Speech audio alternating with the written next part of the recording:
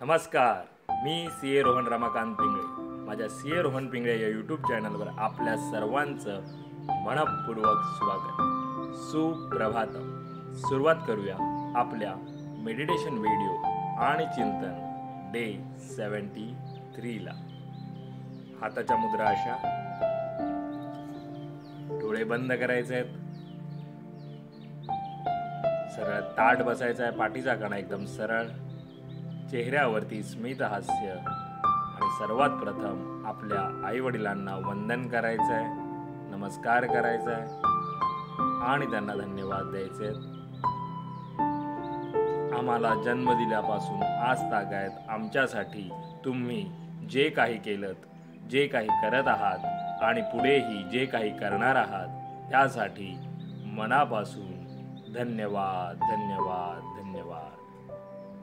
आता आपल्या गुरूंना गुरुबंधूंना वंदन करायचं आहे, नमस्कार करायचा आहे आणि त्यांना धन्यवाद द्यायचे आहेत. आम्हाला आजपर्यंत तुम्ही जे काही शिकवलं, जे काही शिकवत आहात आणि पुढेही जे काही शिकवणार आहात त्यासाठी मनापासून धन्यवाद धन्यवाद धन्यवाद. Thank you so much. धरणी माता, आकाश, अग्नी, वारा, पाणी आणि निसर्गातील प्रत्येक गोष्टीला मनापासून धन्यवाद धन्यवाद धन्यवाद. Thank you so much.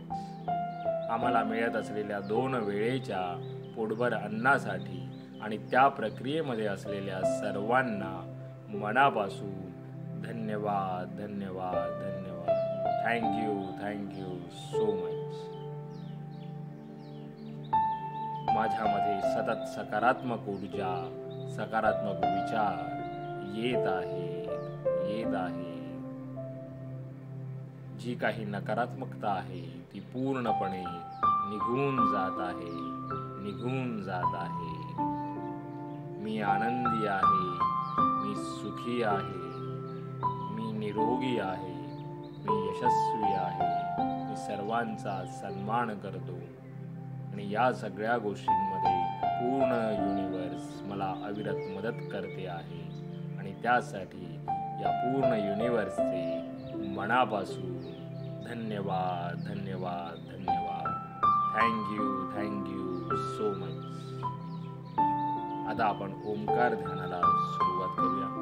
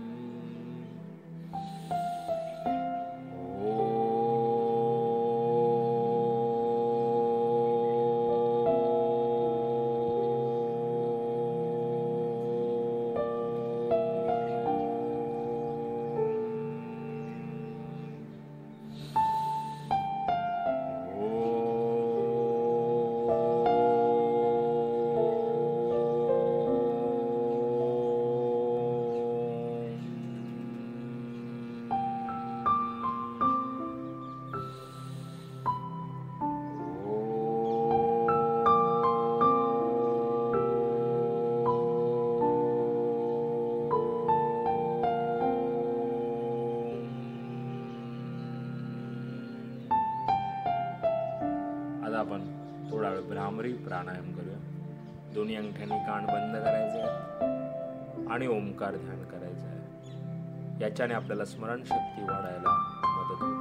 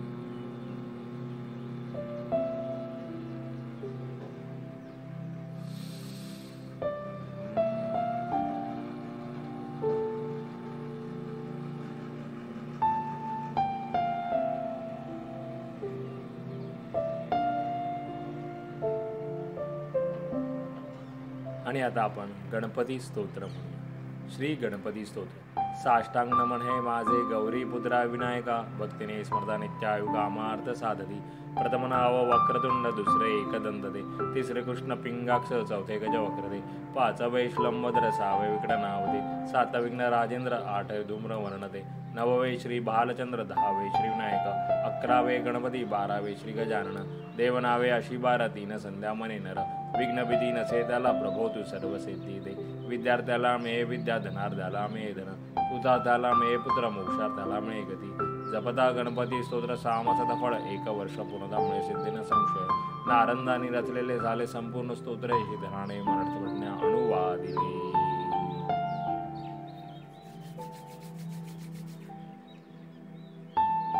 सावकाश डोळे उघडायचे. मेरा भी मंगल तेरा भी मंगल, सबका मंगल होवे रे. मेरा भी मंगल तेरा भी मंगल, सबका मंगल होवे रे. मेरा आपकी कृपा से सब काम हो रहा है. मेरा आपकी कृपा से सब काम हो रहा है. करते हो तुम कन्हैया, मेरा नाम हो रहा है. करते हो तुम कन्हैया, मेरा नाम हो रहा है.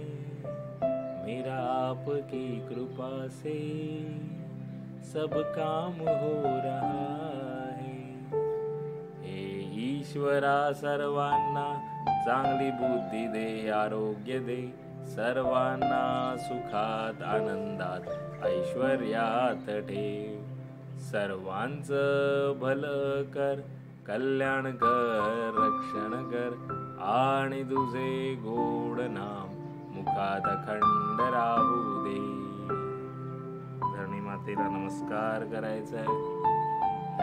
Thank you so much for giving me such a kind of wonderful life to live. खूप खूप आभारी आहे असं सुंदर आयुष्य जगण्याला दिल्याबद्दल. मनापासून आभारी आहे. Truly blessed, truly grateful from my bottom of the heart. हृदयापासून धन्यवाद. आणि आजचा आपला चिंतनाचा विषय आहे आध्यात्मिक वाचन सुरू करा. येस,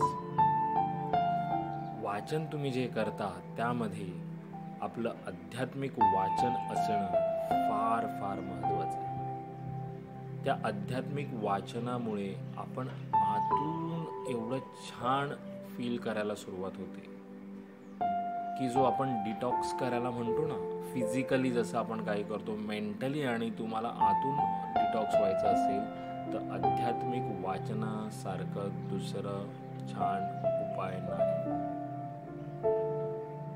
कारण का, एक आध्यात्मिक वाचनामध्ये एक वेगळीच काय म्हणतात ना, एक वेगळंच चैतन्य दडलेलं आहे. आणि ते चैतन्य तिथून आपल्यामध्ये जातं जेव्हा आपण ते वाचतो. त्यामुळे भगवद्गीता वाचा, ज्ञानेश्वरी वाचा, तुकारामांची गाथा वाचा. अजून भरपूर संत साहित्य आपल्याकडे आहे आणि ते संस्कृतमध्ये वाचलं पाहिजे असंही नाही आहे. त्याचे मराठी अनुवाद खूप आहेत जे तुम्ही तुमच्या भाषेमध्ये असेल ते वाचू शकता. पण ते ज्ञान घ्या. आपला जन्म हा माणसाचा मिळालाय ना, हा खूप महत्त्वाचा आहे. ह्या माणसाचा जन्म मिळणं म्हणजे आपलं खूप भाग्य आहे असं समजलं पाहिजे. आणि हे भाग्य जर आपल्याला मिळालं आहे आणि त्या जन्मामध्ये जर आपण हे संत साहित्य वाचलं नाही तर आपला हा जन्म खरंच वाया गेला असं मला तरी वाटतं. त्यामुळे आध्यात्मिक वाचन सुरू करा, आध्यात्मिक ऐका, आध्यात्मिक पहा. प्रवचनं असतात, भजनं असतात, ती ऐकण्याचा प्रयत्न करा. ते पहा. जसं तुम्ही स्वतः कराल तसं तुमच्या घरामध्येही मग ती लहान मुलांना सवय आत्तापासून लागेल. कदाचित तुमच्या लहानपणी ते झालं नसेल पण ते तुम्ही सुरुवात करा. ह्याच्या आधी खूप असं वातावरण घरामध्ये असायचं की त्यांना ते आध्यात्मिक त्यांच्या आईवडिलांकडून मिळालं. पण आताची ही जी एक साधारण 80 नंतरची जी पिढी आहे, ते जे स्वतः आता आईवडील आहेत, त्यांना कदाचित त्यावेळी थोडं मिळालंही असेल, पण जर नसेल मिळालं तर तुम्ही ते सुरुवात करून पुन्हा एकदा आपल्याला मागे जायचं आहे. आपल्या आध्यात्मिक, आपल्या सनातनी धर्माकडे हे वळायचं आहे. आता याच्यात धर्म म्हणून तुम्ही वेगळी गोष्ट घेऊ नका. मला हेच सांगायचं आहे की एक आध्यात्मिक वाचन करणं, पाहणं, ऐकणं, तुम्ही स्वतः अनुभव घ्या त्याचा काय होतोय तुम्हाला, आणि त्याच्यानंतर हे करा. कारण का मी गेली आता हे 7-8 वर्ष चालू केलं, म्हणजे मला तर आवड होती स्पिरिच्युअल मोटिवेशनल वाचण्यामध्ये, पण एक आध्यात्मिक कडे वळणं हा एक वेगळाच हे होता, अनुभव आता आलाय. आणि गेली 7-8 वर्ष झालं मी ते वाचायला सुरुवात केली, आणि म्हणून मी सांगतोय की तुम्ही स्वतः त्याचा अनुभव घ्या. तुम्ही ते स्वतः वाचा, पहा, ऐका, तुम्हाला स्वतःला कळेल. त्यामुळे म्हणून आज मी हा चिंतनाचा विषय घेतला, जो होता आध्यात्मिक वाचन. त्यामुळे लवकरात लवकर सुरू करा. पुन्हा भेटू उद्या एका नवीन विषयासोबत. तोपर्यंत नमस्कार.